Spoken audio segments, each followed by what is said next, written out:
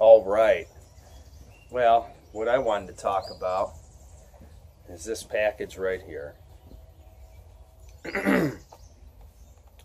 Sometimes I gotta admit that I underestimate a large knife. That I think, oh, well, I'll just bring a hatchet. I'll just bring a half axe. And the truth of the matter is that, yeah, you can do that. But one thing you can't do is you can't do the work of a big knife with those tools. And I'd have to say vice versa. You can't do the work of a hatchet with a large knife, unless the knife is so large and heavy. You figure a knife like this may weigh a pound. A hatchet has that in just the head. So the physics are different. There's no debating this. This is reality. And we need to stop debating the reality that one tool works better than the other. All right? A shovel does not rake leaves as good as a rake, although it can in certain spots. Pick the right tool. I was just out in some swamp, and so this knife here was just the ticket for trying to reach through things and do different things. I would remove this knife, hack at the limbs, quick wrist flicks. And that is the great thing about a 3/16 blade. I'll get to the sheath in a minute. It's a Kelly Custom out of Missouri. And I had this built to my specification here with what I wanted. It does make it a little bit heavier, but I do like these points, and I Dundee rigged this. This here is removable, which is nice. Snaps and these little straps go, you know, but the sheath will stay fine. You may cut through one rather than have to re-stitch things or throw the whole sheath out.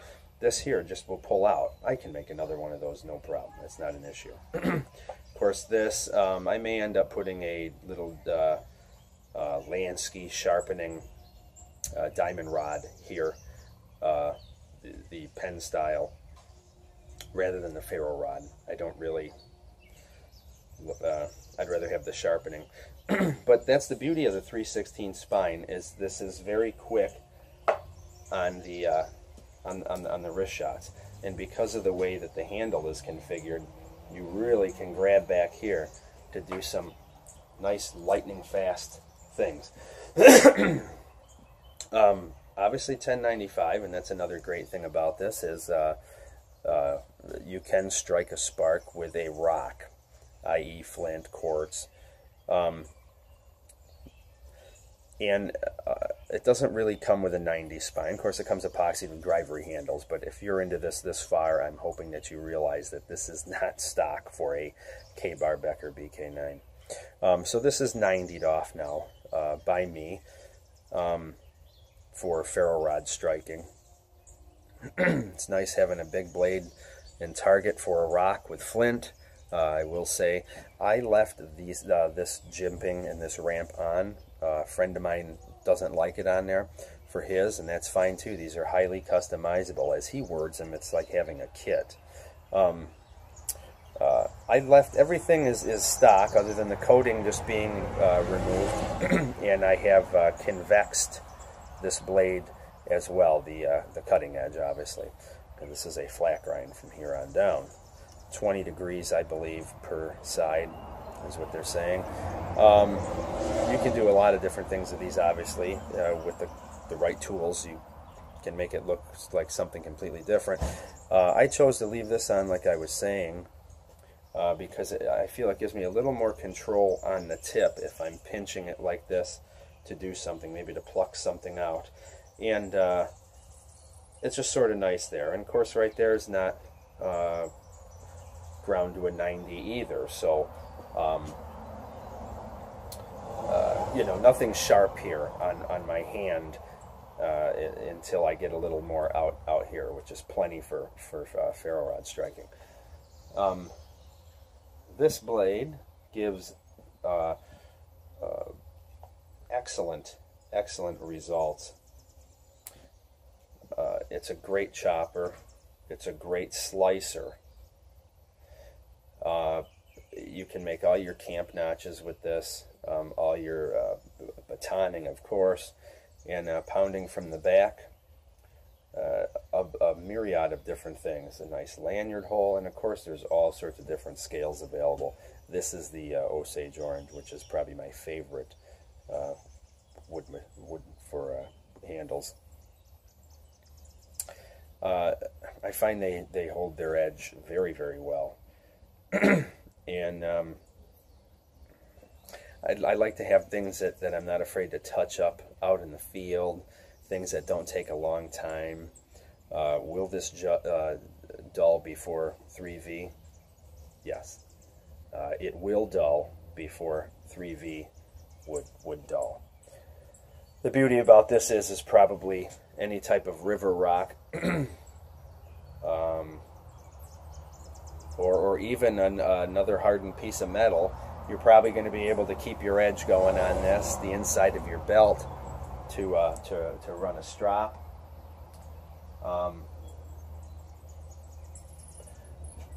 It really fits the bill. So don't let stigmas get a hold of you and what people think you should carry. This can be brought to a camp, rigged in all sorts of different configurations. Okay, we can put this up the back. We can put this here, more of a mountain man carry. Riding horseback, motorcycle, whatever. Or it could be put in a pack. All right, if people are offended by any a knife this large. I know Kephart had mentioned, and perhaps even Nesmic, that knives like like this cannot compete with a hatchet, and he's right. When you compare it to a hatchet, it can't. But the hatchet cannot compete with this if you compare the hatchet to the large knife. And does it meet all the large knife criteria? No, it does not. Food prep, kitchen work, and slicing green limbs of 1 inch to 1.5 inches in all sorts of different reaches, up high, down low, actually working with this tool to clear some brush out in some certain areas. And you may have to do that unless you judiciously pick your camp out to such a degree. But if you're testing yourself and going to new areas, you may find that you have to bed down in certain areas, or throw a hammock up, or do whatever. Maybe get to a down tree for resources. You may have to get through some different things. But this will beaver chew some firewood, so you can kick some wrist-sized stuff in half to keep a fire maybe a little more manageable. Sometimes you don't get these large areas to have a fire where you can burn 15-foot limbs in half. Sometimes you may need to process certain things. A couple whacks and a pull from a crotch of a tree may break some good stuff for you. And you can even use your hand on this to baton, because the blade is so wide. We can use it in a draw knife fashion. So as you see, we can do all of these things. We can perform all of these tasks with this knife, where a hatchet may not. What's that saying? Compare a goldfish to a squirrel. Can a goldfish climb a tree? Can a goldfish do that? Can a goldfish eat a nut? No, it can't. Well, a goldfish is inferior. Well, they're two different animals, and so is this versus a hatchet, versus an axe, so on and so forth. There's fillet knives out there. All right? There's wood carving knives. There's patch knives. There's all sorts of different knives, just like there are bowl carving hatchets.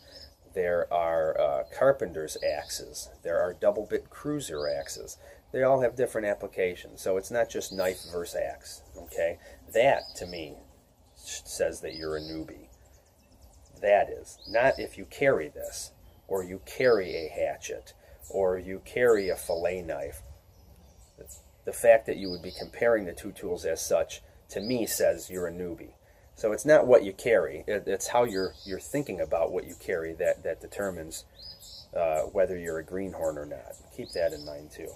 So don't let this turn you down for a highly customizable, great functioning, fixed blade, large knife. I don't even like to use the word survival knife because I've never had to survive with it. I guess that this, if I had to take a knife, which is a silly scenario, I would take this. But I don't have one tool in my shed to do yard work, and nor would I have one tool on me to do woodcraft. And that's where Nesmith, Kephart, these guys didn't have these wonderfully performing folding saws, takedown buck saws, so accessible, cheap, and highly functional. So back in their day, I'm sure all cross-cutting had to be done with a chopping tool. If that's the case, this here can begin to fall short in more of a northern forest setting if you're really spending some time out there camping how they were camping. It can do it, but having a foldable saw like a Laplander inside your pack, your haversack, another pocket, or a leather sheath that they make for it, that's what I'm cutting down wood with. You can do it with this, and a lot of times that's what happens around the camp.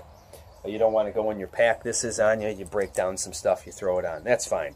But if I'm actually got to cut some things up, you know, some small diameter things, because we're tent camping with a wood stove, and they have to be a certain size, I will probably use a Laplander. If I, you know, but is it necessary? No. They also didn't have knives that were heat treated probably this well, that were readily available for a day's wage. So keep that in mind too. Knives are generally more expensive than axes and hatchets, and so a lot of times the cheaper option is the way to go in many aspects. Now, don't get me wrong, I would be able to get along just fine with a hatchet. I'm just saying, if you're into the large knife, which it doesn't matter either way to anybody else but you perhaps, is how it should be viewed, then this is a good knife to consider. Some people say that the best survival knife is the one you have on you, and that's wrong, because the best shoes sometimes, you know, I don't think is the one you have on you. So I think it should be worded, the best survival knife, or how about the only survival knife is the one you have on you, because it doesn't mean that it's the best. Oh, well, the best one is the one you have on you. This is not the best survival knife. This is my only knife. This would be one of the best. But like I said, I don't look at it. It's not a survival knife. It's a large bushcrafter, a large woodcrafter, a large camping knife. I like to use the word camp knife a lot. That's what I'm using it for. I haven't had a chance to put it to real heavy butchering, but I'm sure if you were doing bison, cow, crocodile, that these types of things might work out good to you. Look at most indigenous or even bushmen who spend a lot of time in areas, and a large knife is of value. So is an axe, so is a saw, so is a smaller knife. All right? It's not one or the other. Like I said, my shed has more than one tool in it. I got a rake, I got a hoe, I have some loppers, I have a couple different types of shovels. So if you're talking longevity, don't think you're going to be out there, you know, ridge running with your knife in a loincloth for, you know, 7 months in a shit hits the fan scenario, because that you will have died from your lack of skills in other areas, more so than you will have died from the fact that you had a 9-inch knife over a 6-inch knife. Those are academic conversations. They are not real world conversations. Take that away with what I'm saying, and my message will have gotten across, along with the whole, it's what you're talking about that makes you sound like a newbie, not what you're carrying, unless it's something real ridiculous. But it's all trial and error. It's all research and development. Remember that. No one's got this down 100%. There are people who are closer than others, but that's as far as it goes. Once again, Becker BK9 and a Kelly custom, based out of Missouri. Beautiful leather work, and everything about this package is highly recommended. Thank you.